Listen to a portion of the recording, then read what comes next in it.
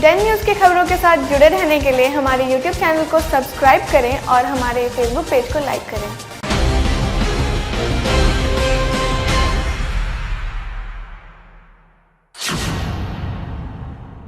नमस्कार, आपका स्वागत है डेन न्यूज़ में और आपके साथ मैं हूं प्रतिज्ञा कश्यप। खबरों की शुरुआत करने से पहले आइए डालते हैं नजर आज की सुर्खियों पर। मुजफ्फरपुर में कोरोना के पॉजिटिव मरीजों ने आइसोलेशन सेंटर से बाहर निकलकर सड़क जाम कर दिया और आइसोलेशन सेंटर में घंटों हंगामा किया। वहीं जाम की सूचना पर जिले में हड़कंप मच गया। आनन फानन में कई अधिकारी मौके पर पहुंचे। जानकारी के अनुसार इलाजरत कोरोना के पॉजिटिव मरीजों का आरोप है कि अस्पताल में इलाजरत मरीजों को सही समय पर भोजन नहीं दिया जाता है। अस्पताल में साफ सफाई की सही व्यवस्था नहीं है। साथ ही वार्ड को सैनिटाइज नहीं किया जाता है। जिस मरीज की जांच के दौरान कोरोना के नेगेटिव रिपोर्ट आए हैं, उनको भी जबरदस्ती रखा गया है। वहीं हंगामा की सूचना पर पहुंचे एसडीओ पश्चिमी, सिविल सर्जन और काटी थाना की पुलिस ने मरीजों को समझा बुझाकर शांत कराया। वहीं भारी पुलिस बल को तैनात किया गया है। वहीं एसडीओ पश्चिमी अनिल कुमार दास ने बताया कि खाने पीने को लेकर ऐसा किया गया है। खाने में क्वालिटी को और अच्छा किया जाए। खाना मिल रहा है लेकिन उसमें थोड़ा और क्वालिटी का इजाफा किया जाए। वहीं सफाई व्यवस्था को भी लेकर उन्होंने बताया कि सभी चीज़ों पर ध्यान देने का निर्देश दिया गया है। यहाँ पे जो भी है, मतलब जो क्वारंटाइन पॉजिटिव पेशेंट है, उनके साथ में ना सही तरीके से भोजन दिया जा रहा है, ना समय पे भोजन मिल रहा है, प्लस में ना साफ सफाई का व्यवस्था है, ना सैनिटाइजर दिया जा रहा है, ना मास्क दिया जा रहा है। उसी के आखिर में ये लोग अभी हल्ला किए हैं। एक महिला भी घायल है यहाँ, क्या महिला भी है, आज 2 दिन पहले से है। तो उसके संदर्भ में हमने उच्च पदाधिकारी को भी कंप्लेन किया कि भाई उसको अलग शिफ्ट किया जाए, लेकिन सबने आश्वासन दिया कि ठीक है मैं देख रहा हूँ, लेकिन किसी ने नहीं।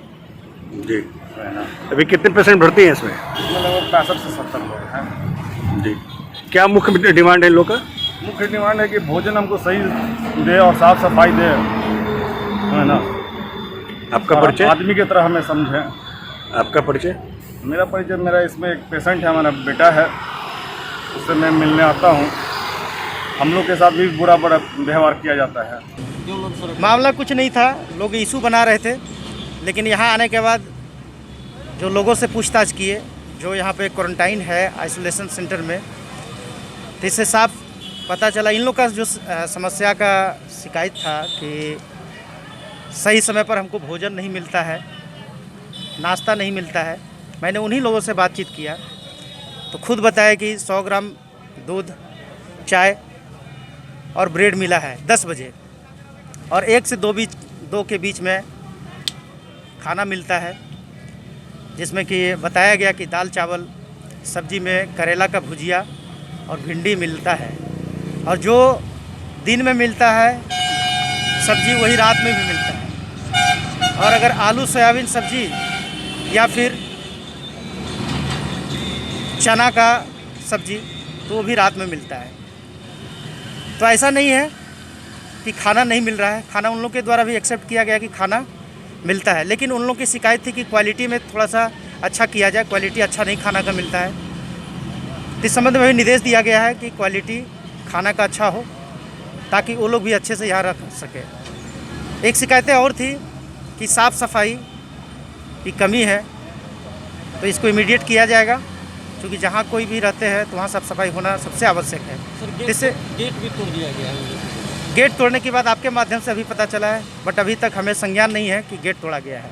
मैं इसको देखता हूँ और जो भी छोटी मोटी समस्याएं थी इसको आज रिजॉल्व कर लिया जाएगा। देश भर में सभी धार्मिक स्थलों को खोला जा चुका है। इसके साथ ही बिहार में भी सभी मंदिरों को खोल दिया गया है। इसी कड़ी में मुजफ्फरपुर के प्रसिद्ध बाबा गरीबनाथ मंदिर का कपाट आज से खुल गया। गरीबनाथ मंदिर में भक्तों ने सोशल डिस्टेंसिंग का ध्यान रखते हुए पूजा पाठ शुरू कर दिया है। पिछले लगभग 2 महीनों से बंद पड़े मंदिरों के पट खुल जाने से एक बार फिर मुजफ्फरपुर के प्रमुख मंदिरों में चहल पहल लौट गई है। मंदिर के पुजारी ने बताया कि सरकार के निर्देशानुसार मार्च महीने से मंदिर को बंद करा दिया गया था, लेकिन केंद्र सरकार के निर्देश पर सोमवार से मंदिर का गेट खोल दिया गया है, जहां सभी की गेट पर ही सैनिटाइजेशन स्क्रीनिंग कराई जा रही है और सोशल डिस्टेंसिंग का पालन कराते हुए श्रद्धालु पूजा पाठ कर रहे हैं। वहीं श्रद्धालुओं में भी खुशी की लहर देखी गई। भगवान से क्या मांगे? आ गया कि कोरोना वायरस भाग जाए, यहाँ से हट जाए। आप किसी बाबा के गेट पर आएंगे आपको लाइन से ही और सोशल डिस्टेंसिंग का ये करके कम से कम आपको 4 से 5 फीट का अंतर होगा। उसके बाद मंदिर के ऊपर थर्मोस क्लीनिंग होगा, हैंड सैनिटाइजिंग होगा। उसके बाद आप मंदिर में जाएंगे, मास्क चेहरे पर अत्यावश्यक है, एक एक करके जाएंगे और मंदिर से जल्द ढाल के आधा मिनट से पहले ही आपको निकल। सरकार का आदेश उसमें पूर्ण व्यवस्था की गई है, कहीं कोई कमी नहीं है। सोशल डिस्टेंसिंग का पालन करवाया जा रहा है। हाँ, बिल्कुल एकदम। पूरा 80 दिनों के बाद बाबा का दरबार खोला गया, नित्य पूजा कर्म करके भक्तों के लिए खोल दिया गया, जिसमें मंदिर के अंदर बिना मास्क के प्रवेश नहीं है और गेट पे, मेन गेट पे पहले सैनिटाइजिंग होके फिर मंदिर के अंदर प्रवेश करना है। मैं पूरे शहरवासी को ये बताना चाहता हूँ कि मंदिर प्रवेश के लिए अगर आ रहे हैं, पूजा के लिए आ रहा है, तो मास्क और सैनिटाइजर घर से लेके चले। मास्क तो लेके चलना ही है, सैनिटाइजर का व्यवस्था मंदिर के गेट पर मंदिर प्रशासन द्वारा किया गया है। और 4 बजे सुबह बाबा का नित्य पूजा कर्म करके और मंदिर को वापस खोल दिया गया भक्तों के लिए सोशल डिस्टेंसिंग का पालन करते हुए, जिसमें हमारे सेवा दल के भी सदस्य हैं, माता सेवा दल, उन सेवा दल के भी सदस्य हैं, जो सोशल डिस्टेंसिंग का पालन करने का निर्देश लोगों को दे रहे हैं, बता रहे हैं कि ऐसे चले वैसे चले, जगह जगह। लगभग 75 दिनों के लंबे समय के बाद मुजफ्फरपुर शहर के सभी मस्जिदों की रौनक फिर से लौट आई है। सोमवार को मस्जिद नमाजियों से गुलजार रही। सरकार की गाइडलाइन के अनुसार मस्जिद के अंदर एंट्री से पहले सभी नमाजियों का थर्मल स्क्रीनिंग, हैंड सैनिटाइजेशन, पैर सैनिटाइजेशन और मास्क पहनकर ही मस्जिद के अंदर प्रवेश मिली। मस्जिद कमेटियों ने इसके लिए विशेष इंतजाम कर रखा है। इसके साथ ही सोशल डिस्टेंसिंग बनाकर सभी लोगों ने नमाज पढ़ा। छोटे बच्चे और बुजुर्गों के आने पर मस्जिद में पूरी तरह से रोक लगा दी गई है। कोरोना जैसी महामारी को देखते हुए मस्जिद में चटाई भी नहीं बिछाई गई है। मस्जिद कमेटी के लोगों ने बताया कि 5 वक्त की नमाज में सभी नमाजियों का मस्जिद में प्रवेश से पहले जांच करके ही नमाज पढ़ने की इजाज़त दी जाएगी। लगभग 2 महीना के बाद ये मस्जिद खुली गई है और आज जो है मस्जिदों में तादाद बढ़ रही है, थोड़ी सी रौनक आई है मस्जिद में पहले से ज़्यादा। लोग इस दिन का इंतज़ार भी कर रहे थे। सरकार द्वारा आदेश पारित जो भी दिशा निर्देश मस्जिद खोलने के लिए दिया गया है, उसका पूरा पालन किया गया है। बाहर बोर्ड पर भी वो निर्देश लगा दिया गया बाज़ाब्ता। उसके बाद जो लोग भी आ रहे हैं, अभी हम लोग खुद खड़ा होकर थर्मल स्कैनिंग कर रहे हैं, उनसे टेम्परेचर उनका नोट किया जा रहा है। जिनको ज़्यादा टेम्परेचर है उन लोगों को हम लोग बाहर से ही कह दे रहे हैं कि अपने घर चले जाइए।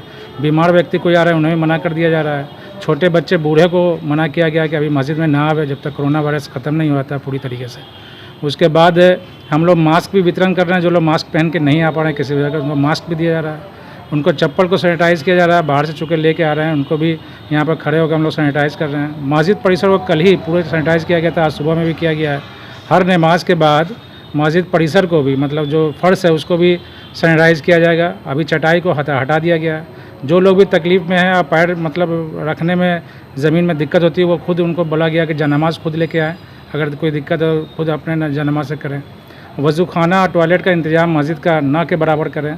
इस तरह की पूरा एहतियात बढ़ता गया है मस्जिद में अभी कोरोना वायरस को देखते हुए। देश भर के साथ साथ मुजफ्फरपुर में भी लंबे अंतराल के बाद सोमवार से सभी होटल और रेस्टोरेंट को खोल दिया गया है। अनलॉक 1.0 में यहां आने वाले लोगों के लिए प्रबंधन की तरफ से कई तैयारियां की गई हैं।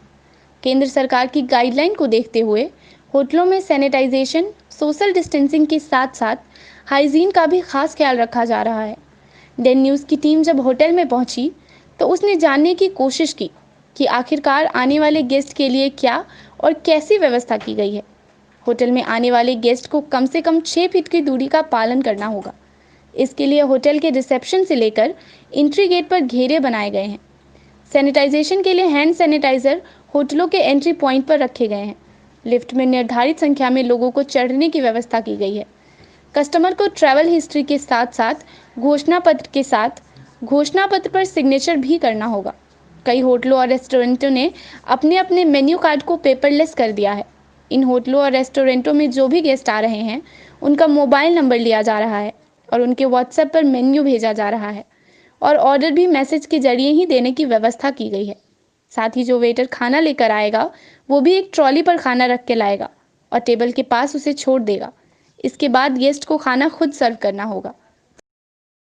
अनलॉक के दूसरे फेज में होटल, रेस्टोरेंट्स और शॉपिंग मॉल को खोल दिया गया है। इस वक्त हम रेस्टोरेंट्स में मौजूद हैं। आप देख सकते हैं फिर से एक बार रेस्टोरेंट्स गुलजार हो चुका है ग्राहकों से, गेस्टों से। देख सकते हैं लोग यहाँ पर खाना खाने पहुँचे हैं। सभी गाइडलाइंस का भी पालन किया जा रहा है, जो सोशल डिस्टेंस है उसका भी पालन किया जा रहा है। कम से कम 6 फीट की दूरी गेस्ट के बीच रहेंगे। मुजफ्फरपुर के सभी रेस्टोरेंट को खोल दिया गया है। क्या कुछ गाइडलाइंस है, होटल एसोसिएशन के अध्यक्ष हमारे साथ मौजूद हैं, उनसे भी हम जान लेते हैं।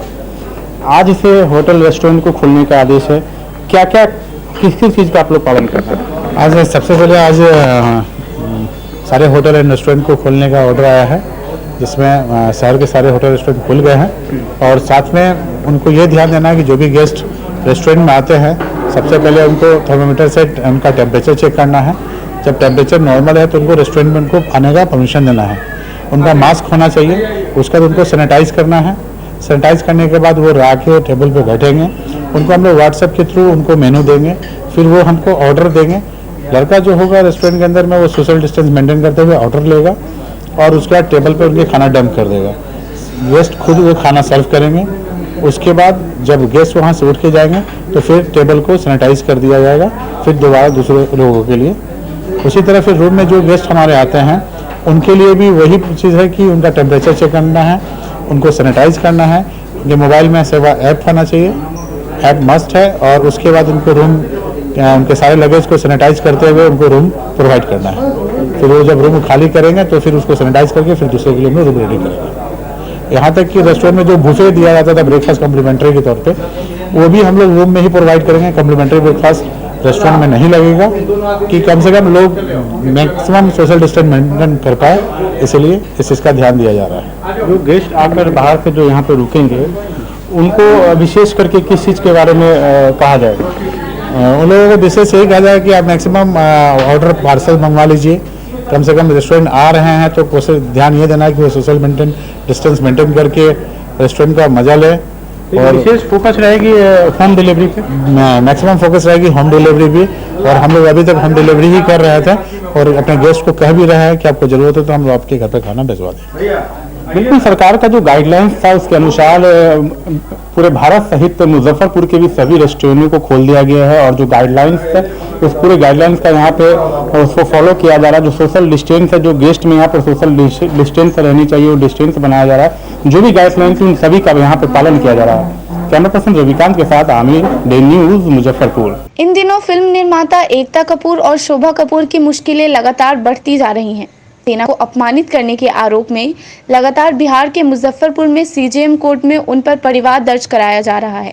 वहीं सोमवार को एयरफोर्स एसोसिएशन मुजफ्फरपुर के जिला अध्यक्ष और पूर्व वायु सैनिक आनंद कुमार ने अब परिवार दर्ज कराया है, जिसमें उन्होंने आरोप लगाया है कि दोनों ने सोशल मीडिया पर एक वेब सीरीज बनाकर डाला है, जिसमें हमारे देश के जवानों की धर्मपत्नी के बारे में गलत तरीके से दर्शाया गया है और उनके परिवार की इज्जत को गलत तरीके से सोशल मीडिया पर उछाला गया है। और इसी कारण देश के जवान और उनके परिवार के मान सम्मान को काफ़ी ठेस पहुंची है। कई धाराओं के तहत यह परिवार दर्ज कराया गया है। वहीं मामले में न्यायालय ने सुनवाई की तारीख 24 जून को मुकर्रर की है। सर, एकता कपूर है, जितेंद्र कुमार जी की बेटी हैं और वो लगातार बहुत सीरियल सब बनाती रही हैं। उन्होंने इसी क्रम में एक और सीरियल बनाया है 3X का। उसमें आर्मी के एक ऑफिसर्स का यूनिफॉर्म पहन के अपने दोस्त का वो अपने पति का, जब वो ड्यूटी पर चले जाते हैं तो उनका जो कर्नल है आर्मी में, उनका ड्रेस पहनाती है अपने बॉयफ्रेंड को और उससे वह व्यभिचार करती है और करवाती है। और उसी क्रम में उतना ही नहीं, व्यभिचार करें वो फटे फटाएं, डिफेंस की वर्दी को और रैंक को फाड़ दिया जाता है। वो इतनी उत्तेजित हो जाती हैं कि वो फाड़ने लगती है। पहली बात तो ये आर्मी के ऑफिसर की पत्नी वो जानती है कि यह रैंक क्या है, कि वो कर नहीं सकती है। आपको कहानी बनानी है, ट्विस्ट लगाना है, कुछ भी लगाइए, लेकिन एक वह वर्दी जो है वह देश का प्रतीक है, राष्ट्र चिन्ह है, अशोक स्तंभ और अशोक चक्र उस पे रहता है, उसका अपमान है ये। उसके लिए हम लोग बहुत आहत हैं सर्विस में। इसीलिए मैंने आनंद कुमार, जो मैं एयरफोर्स एसोसिएशन से यहाँ बिलोंग करता हूँ मुजफ्फरपुर से, उससे मुझे लगा है कि हम भी उसी फौज के एक पार्ट हैं और उसके विरोध में हमने यहाँ एक परिवार दायर किया है और लोगों से आह्वान करता हूँ कि एकता कपूर द्वारा बनाई गई कोई भी सीरियल न देखें, वह व्यभिचार ही सिर्फ फैलाती है। और सरकार से ये मांगना चाहता हूँ और जानना चाहता हूँ कि उनको जो सरकार के रूप में जो पद्मश्री और क्या कहाँ अवार्ड मिला हुआ है, वह राष्ट्र के प्रति उनका देन क्या है, किस खुशी में मिला हुआ है और किनके द्वारा दिया गया है। अगली तिथि क्या? 499, 500, 501, 503, 504, 502 क्लॉज 2 और 124 ए धारा बी के तहत मुकदमा 66 सूचना प्राधिकरण एक्ट श्री आनंद कुमार के द्वारा दाखिल किया गया है। यह एयरफोर्स के अध्यक्ष हैं, आर्मी के एयरफोर्स फर्म के अध्यक्ष हैं। 24/6/2020 को सुनवाई की तिथि निर्धारित की गई है। उन्होंने एकता कपूर और शोभा कपूर के खिलाफ परिवार लाया। हाजी आशिक हुसैन वक्फ स्टेट जो शहर के बीचों बीच नई बाजार रोड में स्थित है। हाजी आशिक हुसैन के मुतव्वली मिर्ज़ा मेहदी अब्बास ने बताया कि पूर्व में मेरे पिता मुतव्वली थे। वक्फ स्टेट पर 60 सालों से अतिक्रमणकारियों ने नाजायज़ तरीके से घर बनाकर कब्जा जमाया था। जब जुलाई 2019 में मुझे मुतव्वली बनाया गया तो ये सारे वक्फ की भूमि पे कब्जादारियों का कब्जा था। तभी हमने लिखित तौर पर बिहार स्टेट शिया वक्फ के अध्यक्ष इरशाद अली आज़ाद और वक्फ बोर्ड के प्रशासनिक अधिकारी सैयद आरिफ रज़ा से इन सभी लोगों के विरुद्ध शिकायत दर्ज कराया। बिहार राज्य शिया वक्फ बोर्ड ने सभी कब्जादारियों के खिलाफ सख्त कानूनी कार्रवाई किया और ये सभी कब्जादारी बिहार राज्य शिया वक्फ बोर्ड में लिखित तौर पर सरेंडर हुए और नियमित रूप से बिहार राज्य शिया बोर्ड के किराएदार बन गए, जिससे बिहार राज्य शिया वक्फ बोर्ड की आमदनी में इजाफा हुआ। मैं तहे दिल से बिहार स्टेट शिया वक्फ बोर्ड के अध्यक्ष इरशाद अली आज़ाद और वक्फ बोर्ड के प्रशासनिक अधिकारी सैयद आरिफ रज़ा को शुक्रिया अदा करता हूँ। ये हाजी आशिक हुसैन वक्फ स्टेट है। पूर्व में मेरे पिताजी मतवली थे और जब मुझे जुलाई 2019 में मतवली बनाया तो यहाँ की सारी ज़मीन कब्जादारियों के कब्ज़े में थी। इसके लिए बिहार स्टेट शिया वक्फ बोर्ड के चेयरमैन इरशाद अली आज़ाद साहब और वक्फ बोर्ड के अधिकारी सैयद आरिफ रज़ा साहब से मीटिंग करके इन लोग सभी पे कानूनी कार्रवाई की, जिससे ये लोग वक्फ बोर्ड में सिलेंडर हुए और नियमित रूप से ये सभी किराएदार बन गए। सबका ये हो गया, हाँ, किराएनामा बन गया है। और ये लगभग 4 करोड़ से अधिक की प्रॉपर्टी है जो हमारे कब्जे में है। अभी भी कुछ अतिक्रमणकारियों पे कब्जा चल रहा है, जिस पे कानूनी प्रतिक्रिया की जा रही है।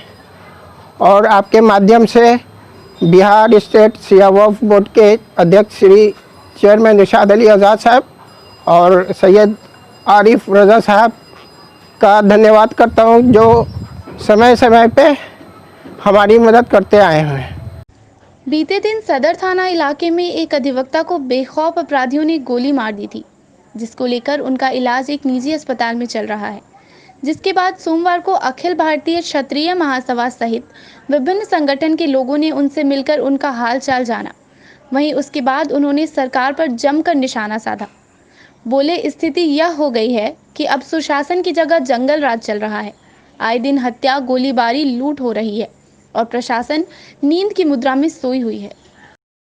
नीरज कुमार सिंह राणा, जिनको अनजान किसी व्यक्ति ने आकर गोली मार दी।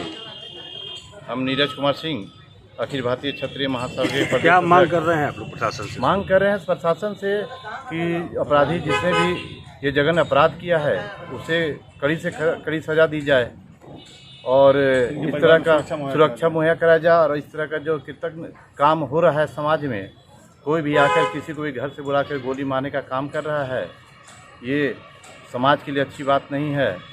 और जो आज हम लोग एकजुटता का बात कर रहे हैं, समाज में अच्छे काम करने की बात कर रहे हैं, ये सब सारे बात ये जो है निराधार हो रही है। यही हमारे सरकार से और प्रशासन से विनती है कि इस चीज़ में सुधार लाया जाए। दुखद घटना है और यहाँ जब हम लोग मिलने आए यहाँ देख रहे हैं गन शॉट इंजरी के बाद कोई सुरक्षा नहीं है। एक बार अगर गन शॉट इंजरी होती है तो दोबारा भी तो हो सकता है। प्रशासन को चाहिए कि सबसे पहले तो इनको सुरक्षा दें, इसके बाद अपराधियों की जल्द से जल्द गिरफ्तारी होनी चाहिए। 24 घंटा हो गया अभी तक। 24 घंटे तो हो गए, नहीं हुई अभी तक। अगर देख लेते हैं, नहीं तो फिर संगठन जो है आंदोलन करेगा। इसके लिए हम लोग लड़ेंगे, सड़क पर उतरेंगे। जल्द से जल्द गिरफ्तारी होनी चाहिए और इनकी सुरक्षा दी जानी चाहिए। और ऐसी घटनाएं बार बार बिहार में हो रही हैं, इस पर रोक लगाने की ज़रूरत है। प्रशासन सचेत रहे। घटना घट रही है हमारे बिहार में, वो तो दुर्भाग्यपूर्ण है ही। साथ ही साथ जो ये घटना घटी है, ये और दुर्भाग्यपूर्ण व्यक्ति है। जो हमारे समाज में जो है व्यक्ति जो है बढ़ चढ़ कर जो है कोरोना महामारी में भी उसी तरह से काम किया, अदर में भी समाज के लिए काम करते रहता है। और इस तरह की घटना को जो है बार बार अंजाम दी जाती है, ये घटना बहुत ही दयनीय है। और ऐसे पर जो है विशेष व्यवस्था की जाए। गवर्नमेंट देख रही है कि जो है कोई भी व्यक्ति जो है अपने पर रिस्क लेना नहीं चाहता है, और ये घटना घटते जाती है, आदमी मरते जाता है। ये कुत्ते मुत्ते की तरह जो व्यक्ति जो रोड पर मर जाता है, रोड पर गोली मारी जाती है। क्या कैसा प्रशासन है, कैसी हमारी सरकार है, कैसी हमारी व्यवस्था है, इस पर तो प्रश्न चिन्ह उठता है। और आखिर में किसी व्यक्ति ने घर से बुलाया, हमारे जो नीरज जी राणा जो है ऑलरेडी एक एडवोकेट हैं, उनसे कहा जाता है कि आपसे एक केस लड़ना है, हरिजन एक्ट का एगो केस हमारे ऊपर हो गया है, आप आइए। उनकी पैर पकड़ ली जाती है, उसके बाद उनको गोली मारी जाती है। क्या आदमी अपने प्रोफेशन को छोड़ देगा? क्या समाज से मिलना जुलना बंद कर देगा? यदि इस तरह की प्रक्रिया होते जा रही है तो समाज से मिलना भी कटना भी जो है सभी को ये दुर्भाग्य हो जाएगा। 24 घंटा हो गया अभी तक। और 24 घंटा के बावजूद भी जो है कोई भी सुराग नहीं मिला, कोई भी व्यक्ति की गिरफ्तारी नहीं हुई। ये हमारे लिए दुर्भाग्य की बात है। सोमवार को महाराजी पोखर स्थित मैरिज हॉल में वार्ड 38 के लगभग 2 दर्जन कोरोना योद्धाओं जैसे राशन डीलर, सफाई कर्मियों के साथ कई लोगों को नगर विकास मंत्री सुरेश शर्मा और पूर्व विधायक इकबाल कुरैशी द्वारा प्रमाण पत्र और अंग वस्त्र देकर सम्मानित किया गया। सभी योद्धाओं को मंत्री सुरेश शर्मा ने शुभकामनाएं भी दी। वहीं पूर्व वार्ड पार्षद इकबाल कुरैशी ने बताया कि पूरे लॉकडाउन में सफाई कर्मियों की अहम भूमिका रही है।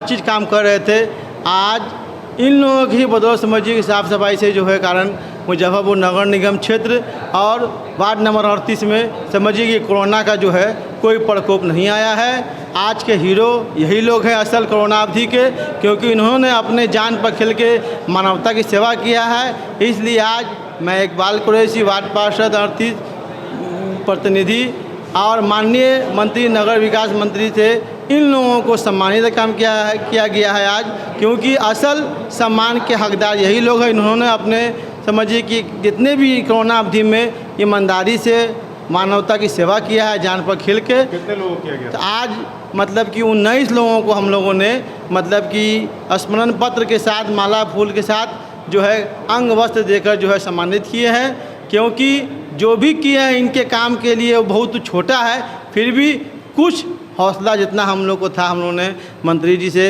दिलवाए हैं इन लोगों को कि इन लोगों का आगे भी वैसे हौसला कायम रहे और समाज में इन लोगों को एक सफाई मित्र न समझ के एक समाज का नायक समझ के आदमी इन लोगों को देखे। मैं अपने वार्ड नंबर 38 की जनता से ये अनुरोध करूँगा कि ये आज के सफाई मित्र नहीं है, हम लोग सफाई के नायक है कि आज ये नायक हमारे वार्ड में नहीं रहेंगे तो हम लोगों के वार्ड का जो है सकल सूरत गंदगी से भर जाएगा। और हम लोग जो आज स्वच्छता का जो चाहत रखते हैं ये सब इन्हीं हीरो के कारण है। इसलिए आज के हीरो यही लोग हैं और मैं इन लोगों को आज से सफाई नायक के रूप से संबोधन करूंगा। देखिए ये महान हैं, इनकी कल्पना से बाहर इन्होंने जा कर के जिस वेस्ट पदार्थ को हम फेंकते हैं उसमें संक्रमण रहता है, उसको मेरा भाई बहन उठा करके हमको जान बचा रहा है, अपनी जान जोखिम में डाल करके दे रहा है। उससे बड़ा योद्धा कोई हो भी नहीं सकता है। मैं उनको दिल से धन्यवाद देता हूँ। कुछ समय में बिहार में विधानसभा चुनाव होने हैं, जिसको लेकर अब राजनेता क्षेत्र की समस्या उठाने लगे हैं। वहीं गरीब स्थान मंदिर के पास वाली सड़क में पानी लग जाता था, जिनको लेकर शहर के पूर्व विधायक विजेंद्र चौधरी ने धरना दिया था और नगर विकास मंत्री पर जमकर निशाना साधा था, जिसके बाद अब बीजेपी के जिला मंत्री सह विधानसभा प्रभारी धर्मेंद्र साहू ने पलटवार करते हुए विजेंद्र चौधरी पर कई आरोप लगाए कि उनके समय में क्या विकास हुआ, जरा वह भी बता दें। ये चुनाव आते ही पूर्व विधायक विजेंद्र चौधरी शहर की जनता के लिए घड़ियाली आंसू बहाना शुरू कर दी, जबकि मुजफ्फरपुर की जनता उनको रिजेक्ट कर चुकी है। मुजफ्फरपुर की जनता ये जानती है कि 15 साल नगर निगम पर उनका कब्जा रहा और किस तरह की अराजकता फैला हुआ था नगर निगम में। आज माननीय सुरेश शर्मा जी नगर विकास एवं आवास मंत्री हैं। पूरे बिहार में, मुजफ्फरपुर ही नहीं पूरे बिहार में जो भ्रष्टाचार था नगर निगम, नगर परिषद, नगर पंचायत में, वो समाप्त हो चुका है। मुजफ्फरपुर में विकास की जो कार्य है वो लगभग चल रहा है और तेज़ी से चल रहा है। आने वाले दिनों में लोगों को इसका ढांचा दिखाई देगा, लेकिन क्योंकि चुनावी वर्ष है इसलिए विजेंद्र जी लोगों को घड़ियाली आंसू दिखाकर उनके दुख दर्द में लगते हैं कि पूरे महामारी काल में कहीं उन्होंने दिखाई नहीं दिया।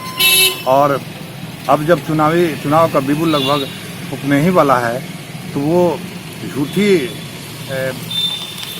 अपनी बातों को लेकर नगर निगम पर या विकास पर अपनी बात को जनता को गुमराह करने के लिए रख रहे हैं। जबकि हकीकत बात यह है कि पूरे बिहार में नगर निगम का जो कार्य है नगर विकास मंत्री के नेतृत्व में बेहतरीन और भ्रष्टाचार मुक्त चल रहा है। उनको जो है बाबा गरीबनाथ के बाहर धारणा देने के बजाय बाबा गरीबनाथ के मंदिर में अंदर जाकर घंटी बजाकर प्रार्थना करना चाहिए कि जन कल्याण हो और मानव जीवन की रक्षा। मुसीबत की इस घड़ी में हर कोई गरीबों और बेसहारों के लिए आगे आ रहा है। इसी कड़ी में सोमवार को विभिन्न मंदिरों के कपाट खुल गए, जिसके बाहर श्रद्धालु पहुंचने लगे, लेकिन कुछ श्रद्धालु मास्क नहीं पहनकर पहुंचे। ऐसे श्रद्धालुओं के लिए रोटरी लिच्छवी के द्वारा सभी को मास्क दिया गया। साथ ही साथ मंदिर के पुजारी और आसपास के दुकानदारों को भी मास्क का वितरण किया गया। साथ ही मास्क लगाने के लिए लोगों को जागरूक भी किया गया। मौके पर रोटरी लिच्छवी के अध्यक्ष अजीत कुमार अग्रवाल, सचिव आलोक कुमार सिंह सहित सभी सदस्य मौजूद रहे। लॉकडाउन अनलॉक 1 के अवसर पर बाबा गरीबनाथ मंदिर का आज सरकार द्वारा शुभारंभ किया गया है और काफ़ी संख्या में श्रद्धालु यहाँ आ रहे हैं। तो हम लोग रोटरी क्लब ऑफ लिच्छवी की तरफ से अभी तत्काल यहाँ पर 1000 मास्क का वितरण किया गया है। जितने श्रद्धालु आए हैं उनको और जितने जो लोग फूल बेच रहे हैं, जो यहाँ पर माला का दुकान लगाते हैं, उन लोगों को दिया गया है। और हम लोग और भी जगह घूम करके मास्क वितरण करेंगे जहाँ जहाँ भी आज खुला है, मंदिर खुला है और हर एक रविवार को हम लोग, और जब तक इसकी जरूरत पड़ेगी हम लोग मास्क का वितरण करेंगे। आप सब लोग हम लोग का सहयोग करेंगे और श्रद्धालुओं को भी बहुत खुशी है। यहाँ पर जो रहने वाले फूल बेचने वाले, माला बेचने वाले हैं, सबको बहुत खुशी है। एक प्रयास मंच की ओर से सोमवार को काटी के कपरपुरा टर्मा बाजार दुर्गा मंदिर माई स्थान के पास देख शुरू भइल बा गर्मी, देख बीमारी आइल बा चमकी लोकगीत के माध्यम से लोगों को एईएस चमकी बुखार से बचाव के लिए जागरूक किया गया। मंच के संस्थापक संजय रजक ने बताया कि बच्चों को खाली पेट ना रहने दे, ना धूप में जाने दे। मौके पर स्टार डांस एकेडमी के बादल राज सहित काफी संख्या में संस्था से जुड़े सदस्य मौजूद रहे। गर्मी शुरू होते ही अपने शहर मुजफ्फरपुर में चमकी बुखार का पाप पसरना शुरू कर दिया है और अभी तक पाँच के आसपास बच्चों की मौत हो चुकी है। इसी को लेकर आज एक प्रयास मंच फिर काटी के कपरपुरा टर्मा बाजार दुर्गा मंदिर के पास लोकगीत के द्वारा लोग को जागरूक किया गया। साथ ही लोगों को बताया गया कि अपने बच्चों को धूप में ना भेजें, खाली पेट लीची ना खिलाएं, साथ ही बच्चे को रात में भरपेट खिलाकर सुलाएं और साथ ही 3 धमकी से हम इस पे मतलब कि इसको ख़त्म कर सकते हैं। लोगों को यह बताया गया। पहला धमकी यह कि बच्चों को रात में भरपेट खिलाएं, दूसरा बच्चों को सुबह में जगाएं और तीसरा धमकी ये है कि जब भी लगे कि बच्चों को चमकी बुखार दांती लग रहा है, अगर ये लक्षण नजर आए तो उन्हें तुरंत ही नज़दीकी प्राथमिक स्वास्थ्य केंद्र पर ले जाए और बच्चों को इलाज कराएं ताकि बच्चे बच सकते हैं। आज की खबरों में फिलहाल इतना ही। कल फिर मिलेंगे कुछ नई खबरों के साथ। तब तक के लिए डे न्यूज़ परिवार को दीजिए इजाजत। नमस्कार।